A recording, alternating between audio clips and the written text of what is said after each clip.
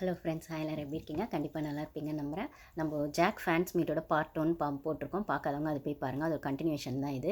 So அதில் வந்து jack fans meet with கொத்தமல்லின்னு போட்டிருப்பேன். பட் ஆனால் அது என்ன கொத்தமல்லி அப்படிங்கிறதுக்கான க்ளோஷர் வந்து அந்த வீடியோவில் கொடுத்துருக்க மாட்டேன். ஸோ இதில் கொடுக்கலாம் அப்படின்னு.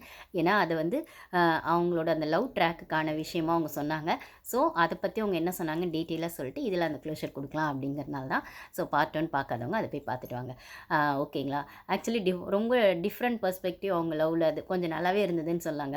அதாவது ரொம்ப ஆடம்பரமாக இல்லாமல் லவ் ரொமான்ஸ் அப்படிலாம் இல்லாமல், நீங்கள் ஃபார் எக்ஸாம்பிள் எடுத்துக்கோங்களேன், அருண் அர்ச்சனா அதெல்லாம் வந்து அது அது நிஜமாகவே அந்த கமர்ஷியலு அந்த ஒரு விஷயம் மாதிரி ஒருத்தர்லாம் ஒரு ஒரு மாதிரி இருக்கும் இல்லைங்களா? அவங்கவுங்க ப்ரப்போஸ் பண்ணுற விதத்துலேருந்து அதை ஃபீல் பண்ணுற விதத்துலேருந்து ஒரு மாதிரி இருக்கும்னா, ஜாக்கோடது அந்த லவ் விஷயம் அப்படின்னு பார்த்தா அது ரொம்பவே சட்டிலாக நீட்டாக இது அவங்களுமே சொல்லியிருப்பாங்க. எங்கள் லவ் வந்து ரொம்ப க்யூட் கப்புள் அப்படிலாம் இல்லைங்க.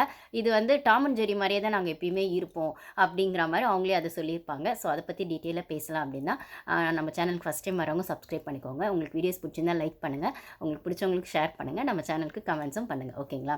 வாங்க இப்போ கண்டென்ட்குள்ளே போகலாம். இப்போ வந்து அந்த கொத்தமல்லி குடுத்தோனே வந்துட்டு இவங்க கேட்பாங்க சோபனா, அது என்னங்க அது கொத்தமல்லி ட்விட்டர்லாம் கூட ஏதோ போட்டிருந்தாங்க. என்ன அப்படி கொஞ்சம் சொன்னா நல்லாயிருக்கும் அப்படின்னு. ஏன்னா அந்த கொத்தமல்லி சோபனா தான் குடுத்துருப்பாங்க. அது வந்து நான் ஃபர்ஸ்ட் வீடியோவில் பார்ட் 1 வீடியோவில் சொல்லியிருப்பேன். போய் பாருங்க. அப்படின்னும்போது அது கொத்தமல்லி அப்படின்னும்போது அவங்க எதுக்காக அதை ட்விட்டரில் ஏதோ போட்டிருக்காங்க போல. எனக்கு தெரியல என்ன போட்டாங்கன்னு. யாராவது தெரிஞ்சால் கமெண்ட்ஸில் ஷேர் பண்ணுங்கள். ஸோ அதை பற்றி டீட்டெயில் சொல்லுங்கள் ஜாக் அப்படின்னு சொல்லும்போது, இவங்க என்ன சொல்லுவாங்கன்னா ஜாக்கு இவங்களுக்கும் அவங்க லவர் இருக்காங்களா, அவங்க 2 பேருக்கும் அது அவங்கள அப்படி கூப்பிடுவாங்களாம். கொத்தமல்லி அப்படின்ற மாதிரி கூப்பிடுவாங்களாம். அவங்க 2 பேருக்குமே வந்து ஓ காதல் கண்மணி படம் இருக்குது இல்லைங்களா?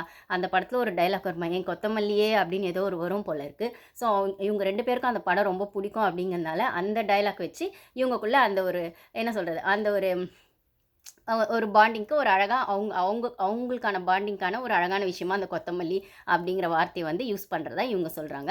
ஸோ என் கொத்தமல்லியே அப்படின்னு வருமா, எனக்கு தெரியல அந்த படத்தில் அப்படி வருமா ஞாபகம் இல்லை எனக்கு. நீங்கள் யாராவது பார்த்து நிஜமாகவே உங்களை ஜாக் மாதிரியே யாராச்சும் அந்த அந்த வார்த்தையை ரொம்ப ரசிச்சிருக்கீங்க, உங்களுக்கு அது ரொம்பவே இட்ஸ் மீன் எ லாட் அப்படின்னீங்கன்னா அதை வந்து எனக்கு கமெண்ட்ஸில் ஷேர் பண்ணுங்கள். ஏன்னா எனக்கு எனக்கு இது டிஃப்ரெண்ட்டாக இருந்தது. நிறைய லவ் ப்ரப்போசல் பார்த்துருக்கோம், நிறைய வேர்ட்ஸ் அவங்களுக்குள்ளே ஷேர் பண்ணிக்கிறதெல்லாம் பார்த்துருக்கோம். இந்த கொத்தமல்லி அப்படிங்கிறது இனிமேல் எனக்கு கிச்சனில் கொத்தமல்லியை பார்த்தா ஜாக் ஞாபகம் தான் வரும்னு நினைக்கிறேன். அப்படி ஒரு ட்ரெண்டிங்காக இந்த கொத்தமல்லி அப்படிங்கிறது வந்துருச்சு இவங்களோட இந்த ஃபேன்ஸ் மீட்டில். ஸோ இது உங்களுக்கு எப்படி ஃபீல் ஆச்சுன்றதை மறக்காமல் கமெண்ட்ஸில் ஷேர் பண்ணுங்கள். ஓகேங்களா? ஸோ அதனால் அப்படி அவங்களுக்குள்ளே இருக்க அந்த லவ் வேர்ட்ஸ் அப்படிங்கிற மாதிரி அதை சொல்கிறாங்க. இது ஒன்று. அதுக்கப்புறம் வந்துட்டு அவங்க வந்து பிளாஸ்மாவில் அந்த ஃப்ரீஸ் டாஸ்கில் ஜாக் வந்து பார்க்கறதுக்கு அவங்க லவர் வந்திருப்பாங்க இல்லைங்களா? அதை போட்டோன்னே உங்களுக்கு ஒரு வெக்கமாக வந்துடுது. அப்படியே ஜாக் வெக்கப்படுறீங்களா, உங்களுக்கு வெக்கம் வருமா அப்படின்ற மாதிரி சோபனா கேட்குறாங்க. ஏங்க எனக்கெலாம் வெக்கம் வராதா, என்னங்க எல்லாம் இப்படியே கேட்குறீங்க அப்படிங்கிற மாதிரி ஜாக் சொல்கிறாங்க. அதுக்கப்புறம் சரி உங்களுக்கு எப்படி இருந்தது அந்த மூமெண்ட்ஸ் அவர் உள்ளே வரும்போது ஃப்ரீஸ் டாஸ்கில் அப்படிலாம் சொல்லும்போது, அது நானே எதிர்பார்க்கலங்க, அதான் நீங்கள் கேட்டிங்கல்ல அப்படிங்கிற மாதிரி அவங்க சொல்லுவாங்க. அதாங்க நாங்கள் நிறைய கேட்டிருக்கோம். ஐயா பர்கர் கொடுங்கய்யா, பசிக்குதுயா, இது கொடுங்கய்யா, அதை கொடுங்கயான்னு நிறைய கேட்டிருக்கோம். அவர் எதுவுமே கொடுக்க மாட்டார். இது எனக்கே சர்ப்ரைஸ் தான். நான் கேட்டுட்டு அவர் வந்து உள்ளே அமுச்சு வச்சது, பிக் பாஸ் வந்து அவர் யுவராஜ் வந்து உள்ளே அமுச்சு வச்சது எனக்கே சர்ப்ரைஸ் தான். அது மட்டும் இல்லாமல் வந்துட்டு நான் ஃபஸ்ட்டு வந்து அவன் வந்தோடனே என் தம்பி தான் நினச்சேன். ஏன்னா அதே சொன்ன மாதிரி அவர் அந்த கிறிஸ்மஸ் தாத்தா வேஷத்தில் தானே இருப்பார். ஃப்ரீ ஸ்டார்ஸில் திரும்பி நின்றுருப்பார், அந்த இதெல்லாம் போட்டிருப்பாரு. அப்படின்னும்போது என் தம்பி தான் நினச்சேன். ஏன்னா அதே ஹைட் அதே மாதிரி ஒரே மாதிரி இருக்குமே, நான் டக்குன்னு தம்பி தான் நினச்சேன். திரும்பி பார்த்தோன்னே ஏய் நீ எப்பட்றா இங்கே வந்த, எப்பட்றா அப்படின்னா, நீ தானே சொன்ன வர சொல்லி ஃப்ரெண்ட்ஸ் கிட்டலாம் அவங்க சொல்லுவாங்க இல்லைங்களா, இதில் போயிட்டு கேமரா முன்னாடி ஃப்ரெண்ட்ஸ் கிட்டலாம் வந்து கேளுங்க, என்னோடய ஃப்ரெண்டு ஒருத்தர் க்ளோஸ் இருக்கார், அவங்கள அனுப்பிச்சி வைங்க அப்படின்னு சொல்லியிருப்பாங்க. ஸோ அது இவங்கள தான் அவங்க மீன் பண்ணாங்க. நான் அவர் வந்த அப்புறம் தான் தெரிஞ்சுது. ஸோ அந்த சீனை வந்து அது பிளாஸ்மாவில் அது போட்டு காமிச்சிட்டு அது நீட்டாக இருந்தது. க்யூட்டாக இருந்தது சொல்லணும். அதுக்கப்புறம் உங்கள் லவ் பற்றி சொல்லுங்கள் அப்படின்னும்போது, எங்கள் லவ் எப்படின்னா ஒரு ஏன் உங்களுக்கு அவர் ரொம்ப ஸ்பெஷலாக பிடிக்கும், அவர்கிட்ட உங்களுக்கு பிடிச்ச குவாலிட்டி என்ன, உங்களுக்கு பிடிச்சது அப்படின்னும்போது இவங்க வித்தியாசமாக சொல்லுவாங்க. அந்த கொத்தமல்லி தான் வித்தியாசம் தான், அதை விட இது ரொம்ப வித்தியாசமாக இருந்தது. என்ன சொன்னாங்கன்னு பார்த்தீங்கன்னா, அவன் ரொம்ப சோம்பேறி. ஆக்சுவலி நாங்கள் 2 பேருமே ரொம்ப சோம்பேறி, அதனால் எனக்கு பிடிக்கும் அப்படின்னும்போது, இந்த பதிலை நாங்கள் எக்ஸ்பெக்ட் பண்ணவே இல்லை அப்படின்வாங்க சோபனா. உடனே வந்து அதுக்கப்புறம் குவாலிட்டிஸ் அப்படின்னு பிடிச்சது அப்படின்னா கொஞ்சம் யோசிப்பாங்க. அப்புறமா அவங்களே என்னடா இது என்ன ஒன்று கூட இல்லையா அவங்ககிட்ட பிடிச்சது, வெளில போனே நான் அசிங்கமாக திட்டுவானே அப்படின்றாங்க அவங்களே ஜாக்கே. ஏன்னா டக்குன்னு அது ஞாபகம் வரல அப்படிங்கிறதுக்காக. எனக்கு தெரிஞ்சு அவங்களுக்கு எல்லாமே பிடிக்கும்னு நினைக்கிறேன் அவர்கிட்ட. அதனால தான் ஸ்பெசிஃபிக்காக ஒன்று கேட்டோன்னே சொல்ல முடியல அப்படின்னு நினைக்கிறேன். அதான் நமக்கு பிடிச்சவங்கன்னும் போது நம்ம அவங்கக்கிட்ட வந்து பிடிக்கலன்னா எனக்கு உங்ககிட்ட இது நிறைய பிடிச்சது இருக்கும், ஏதோ 1, 2 பிடிக்காது இருக்குன்னா அது ஸ்பெசிஃபிக்காக சொல்லலாம். ஆனால் நிறைய பிடிச்சது இருக்குன்னா அது ஸ்பெசிஃபிக்காக சொல்லு அப்படின்னா டக்குன்னு தோணாது இல்லைங்களா? அப்படி தான் அவங்க யோசிச்ச மாதிரி இருந்தது. அதுக்கப்புறம் அவங்களே அவங்கள ஒரு கலாய்க்க கலாய்ச்சிட்டு என்னடா ஒன்று கூட ஞாபகம் இல்லையா அவங்ககிட்ட பிடிச்சது, வெளில போனால் என்ன அசிங்கமாக திட்டுவானே அப்படின்னு அவங்க க்யூட்டாக அந்த எக்ஸ்பிரஷன் கொடுத்ததும் ரொம்பவே நல்லா இருந்தது. ஸோ வந்து அதுக்கப்புறம் என்ன பிடிச்சது அப்படின்னு சொல்லும்போது என்ன வந்து வந்து எப்படி சொல்றது? குழந்த மாரியும் நான் ஆல்ரெடி இத சொல்லியிருப்பேன் பார்ட் 1லயே. குழந்த மாரியும் ட்ரீட் பண்ணுவான். சம்டைம்ஸ் வந்து நான் வந்து ரொம்ப ஹைப்பர் ஆக்டிவ் அப்டின்னும்போது, ரொம்ப நான் டென்ஷன் ஆகுறேன், கத்துறேன் அப்டின்னு சொல்லும்போது, ஓகே கொஞ்சம் கூல் ஆகு பார்த்துக்கலாம், பொறுமையா இரு, பொறுமையா இருன்னு சொல்லுவான். சம்டைம்ஸ் நான் ஏதாச்சும் வந்து ப்ரொடக்டிவா நல்ல இன்ஃபர்மேட்டிவா ஏதாவது சொல்லும்போது, ஓகே நல்லா தானே இருக்கு, இது கரெக்ட்டா தானே சொல்றா அப்டின்னு சொல்லி தட்டியும் குடுப்பான். ஸோ மதராவும் ட்ரீட் பண்ணுவான், சைல்டாவும் ட்ரீட் பண்ணுவான் அப்டிங்கிற மாரி சொல்றாங்க. அதனால அவன் எனக்கு எப்பயுமே ஸ்பெஷலு அப்டிங்கிற மாரி சொல்றாங்க யுவாவ. அதுக்கப்புறம் வந்து பார்த்துட்டா, இன்னொன்னு கேட்குறாங்க. அதான் அவங்க 3 பேரும் உள்ள வந்ததும் அவங்களுக்கு ரொம்ப ஸ்பெஷலா ஃபீல் ஆச்சு அந்த ஃப்ரீஸ் டாஸ்க்ல அப்படின்னு சொல்லியிருப்பாங்க. நான் ஆல்ரெடி அது பார்ட் 1ல சொல்லிட்டேன். இப்போ வந்து பார்த்தீங்கன்னா, இன்னொரு புடிச்ச விஷயம் அப்படின்போது ரொம்ப நாலேஜபிளா இருப்பான் அப்படின்னு சொன்னாங்க. அதாவது அவன் வந்து நெறைய இன்ஃபர்மேஷன் சொல்லுவான். நெறைய நாலேஜபிளா இருக்கும். அவன்கிட்டருந்து கத்துக்கிட்ட, இல்ல அவன்கிட்டருந்து தெரிஞ்சுக்கிட்ட நாலேட்ஜ நான் நெறைய வந்து இதில பிக் பாஸ் யூஸ் பண்ணியிருக்கேன். அப்படிங்கிற மாரி சொல்லுவாங்க. பாலிடிக்ஸ்லேருந்து எல்லாமே ரொம்ப பேசுவான். நெறைய அவன்கிட்ட இருக்கும் இன்ஃபர்மேஷன்ஸ். அப்படிங்கிற மாரி சொன்னாங்க. அதுக்கப்புறம் அந்த பார்த்துக்கலான்ற வார்த்தை ரொம்ப நம்மளுக்கு ஜாக் கிட்ட ரொம்ப புடிச்சது இல்லைங்களா? அதுவுமே அவர் சொன்னது தான் போல. ஏதாவதுன்னா, நான் உனக்கு சப்போர்ட் பண்றேன், நீ செய். அதாவது நான் ஆல்ரெடி சொன்ன மாரி அந்த வீடியோல நான் சொல்லியிருப்பேன். ஒரு மேல் வந்து விமெனோட பெர்ஸ்பெக்டிவ்ல அதாவது ஒரு அவங்க ஆம்பளையா இருந்தாலுமே, ஒரு பொண்ணு அந்த இடத்துல இருந்தா எப்படி யோசிப்பா? ஒரு பொண்ணோட பெர்ஸ்பெக்டிவ் எப்படி இருக்கும்? அப்படின்னு யோசிக்கிறதுங்கிறது ரொம்ப மெச்சூரிட்டி அதுக்கு வேணுங்க. தன்ன மீறி இன்னொருத்தங்கள யோசிக்கிறதே பெரிய விஷயம். அதுவும் ஆப்போசிட் ஜெண்டர யோசிக்கிறதுன்றது ரொம்ப பெரிய விஷயம். அதுக்கு ரொம்ப பெரிய மெச்சூரிட்டி வேணும். அது வந்து அவர்கிட்ட இருக்கிற மாரி அதனால ஸ்பெஷல்னு சொல்ற இடத்துல, பரவால்ல நீ பண்ணு பார்த்துக்கலாம் அப்படிங்கிற மாரி பார்த்துக்கலாம் அப்படிங்கிறது அங்க அவர்கிட்டருந்து வந்தது தான் அப்படின்னு. என்ன கேட்டா இதில வந்து அவன் கூட அவங்க பெருசா சொல்லங்க. வாங்க, போங்க அது அப்படிதான் ஸ்பெஷல் பெர்சன்னு ரொம்பவே வந்து என்ன சொல்றது? அந்த ஒரு இதே நீங்க அர்ச்சனா, அருண்லாம் அது அங்கேயும் பெருசா இல்ல. இருந்தாலுமே இது எக்ஸ்ட்ரா இன்னும் கொஞ்சம் கேர் எடுத்து அந்த மரியாதை குடுக்கணும் அப்படிங்கிற மாரி ரொம்பவே கான்ஷியஸா அது குடுத்த மாரி தான் இருந்தது. அவங்க பேசும்போது. அந்த சும்மா பேச்சு கூட வாடா, போடா அப்படிலாம் இருந்த மாரி தெரியல. Okay fine. அது அவங்களான பர்சனல் நம்ம அதுக்கு மேல போக முடியாது.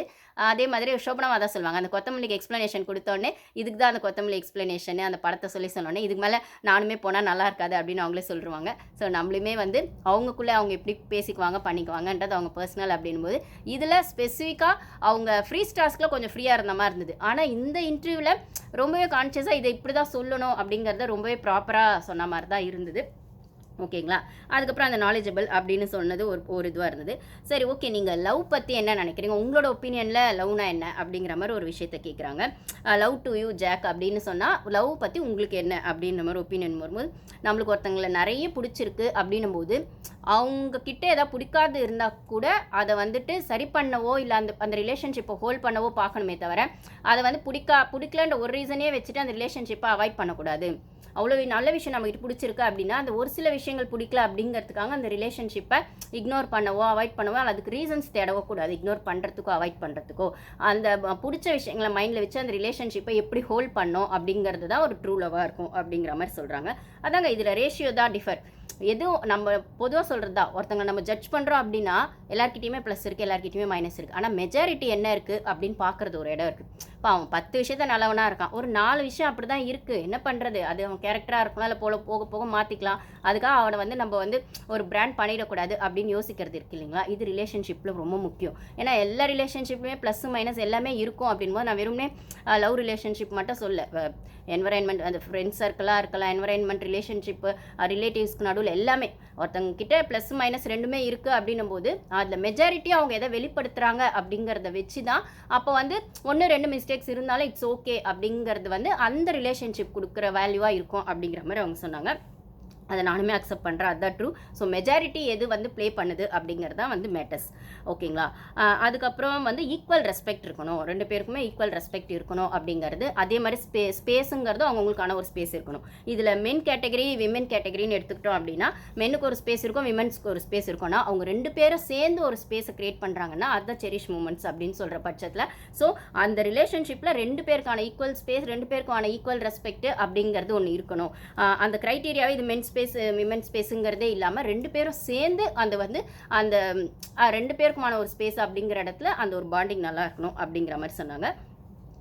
அதுக்கப்புறம் வந்து அப்யூசிவாக இருக்கக்கூடாது, ஒரு சில விஷயங்கள்லாம் அப்யூசிவ் திங்ஸ் இருக்கக்கூடாது அப்படின்னு சொன்னாங்க. இது ஆப்வியஸாக வந்து எல்லாருமே வந்து யோசிக்க வேண்டிய விஷயம். அந்த ரிலேஷன்ஷிப் வந்து எமோஷ்னலாக நம்மளை இடியட்டாக வச்சுருக்கா, இல்லை வந்து அந்த எமோஷ்னலை யூஸ் பண்ணி நம்மளை அப்யூஸ் பண்ணுதா அப்படிங்கிறதுல எல்லாம் ரொம்பவே கான்ஷியஸாக இருக்கணும். இந்த ரெண்டுத்துக்கும் ஸ்லைட் டிஃப்ரென்ஸ் தான் இருக்குது. நம்ம எமோஷ்னலை யூஸ் பண்ணியும் அப்யூஸ் பண்ணலாம், இல்லைனா வந்து நிஜமாகவே அந்த எமோஷனலுக்கான வேல்யூ அவங்க கொடுக்கறதாகவும் இருக்கலாம். இது அந்த ரிலேஷன்ஷிப்புக்குள்ளே க்ளோஸாக இருக்கவங்களுக்கு தான் தெரியும். அது மட்டும் இல்லாமல் க்ளோஸாக வாட்ச் பண்ணுறவங்களுக்கு தான் இது புரியும். அவங்க நம்மளை அப்யூஸ் பண்ணுறாங்களா, இல்லைனா அந்த ரிலேஷன்ஷிப்பில் நிஜமாகவே அந்த எமோஷனில் வேல்யூ பண்ணுறாங்களா அப்படிங்கிறத கொஞ்சம் மைன்யூட்டாக வாட்ச் பண்ணால் மட்டும் தான் தெரியும். ஸோ அப்யூசிவாக இருக்கக்கூடாது அப்படிங்கிறத சொன்னாங்க. ஓகேங்களா.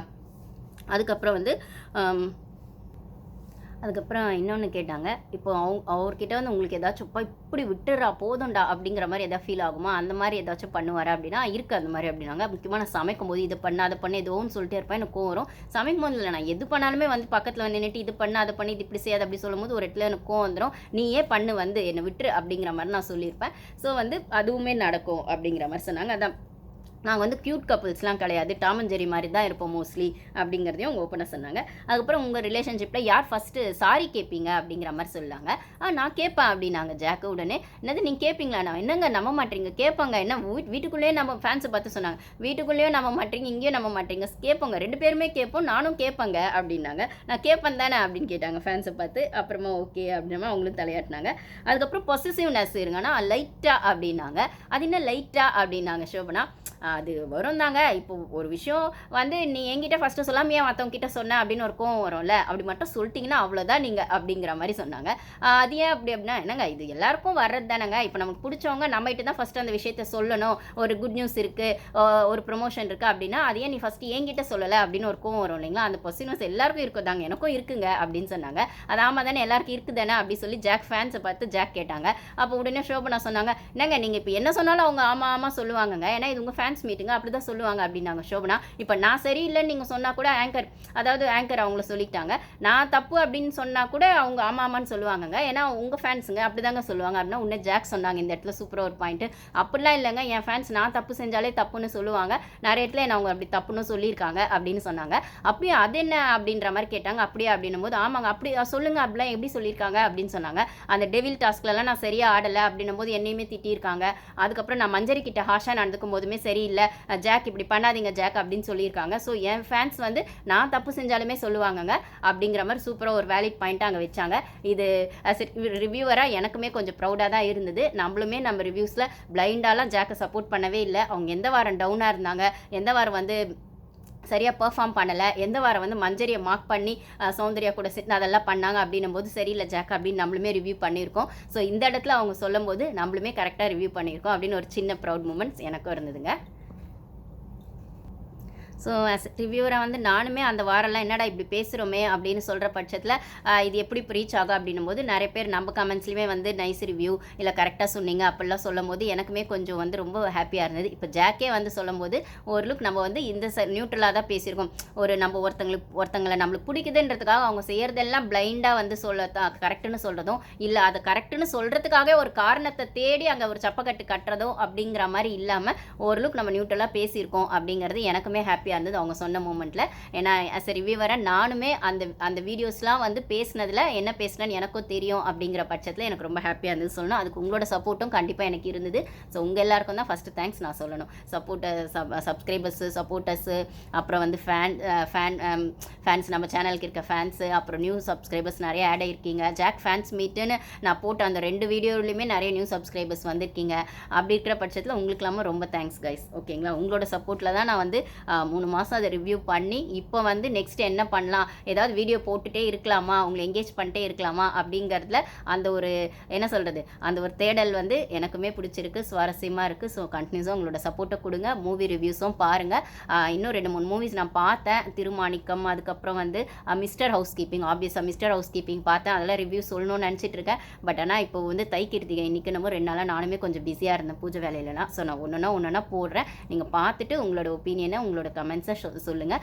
ஆப்வியஸாக அந்த படத்தில் எனக்கான ஒப்பீனியன் தான் நான் ஷேர் பண்ணுறேன். அது ஆப்வியஸாக கரெக்டாக இருக்கணும்னு அவசியம் இல்லை. ஸோ உங்களுக்கானதுமே நான் இப்படி சொல்கிறதுனால அதில் டிஃப்ரென்ஸ் ஆஃப் ஒப்பீனியன் இருந்தால் நீங்கள் தப்புன்னு அர்த்தம் கிடையாது. ஸோ ஜஸ்ட் இது ஒரு ஷேரிங் அவ்வளோதான். ஸோ வந்து உங்களுக்கான ஒப்பீனியன்ஸை எடுத்து வைங்க. Feel free to share. ஓகேங்களா? தேங்க்யூ. Okay guys. ஸோ இப்படி தான் இது போச்சு. அப்புறம் வந்து இந்த ஃபேன்ஸ் மீட்டில் வந்து இவங்க என்ன கேட்குறாங்கன்னா, இந்த லவ் வந்து நீங்கள் ஆல்ரெடி வீட்டுக்குள்ளே கூட பெருசாக சொல்லலைல்ல அப்படின்னு கேட்டாங்க சோபனா. சொல்லியிருக்கங்க அப்படின்னாங்க. இல்லை சொல்லியிருக்கீங்க, பட் ஆனால் அந்த அளவுக்கு பெருசாக தெரியலன்னா, ஆமாங்க அது வந்து அது ஃப்ளோவில் அதை தானே தெரியும் போது தெரியட்டும் அப்படிங்கிற மாதிரி விட்டுட்டேன். எல்லாத்தையுமே சொல்லணும்னு அவசியம் இல்லைன்னாங்க. அது ரொம்பவே கரெக்டு தான். அருண் வந்து எல்லா இடத்துலையும் பதிவு பண்ணிட்டு இருந்தார், அர்ச்சனா அர்ச்சனா அர்ச்சனான்னு. அப்படிலாம் சொல்லியிருக்கணும்னு அவசியம் இல்லை. இது தானாக வெளில வரணும்னா அழகாக வெளில வந்தது ரொம்பவே சுவாரஸ்யமாக ரசிக்கிற மாதிரி இருந்தது. அருணோட ஃபேன்ஸ் மீட்டில் கூட நிறைய இவங்க அர்ச்சனா பண்ணது இல்லாமல் சத்யா ஜெஃப்ரி இவங்கெல்லாம் கூட பொண்ணு போய் பண்ணியிருக்காங்களாம். எனக்கு பார்க்கவே பிடிக்கல சத்யா ஜெஃப்ரிலாம். ஆனாலுமே என்ன சொல்கிறது, உங்களுக்கான ஒரு டேட்டாவாக இதெல்லாம் நடந்தது அப்படின்னு சொல்கிறதுக்காகவாது நான் கஷ்டப்பட்டு போய் பார்த்துட்டு முடிஞ்ச அளவுக்கு ஒரு வீடியோவாக நான் வந்து போடுறேன் கைஸ். Thank you so much.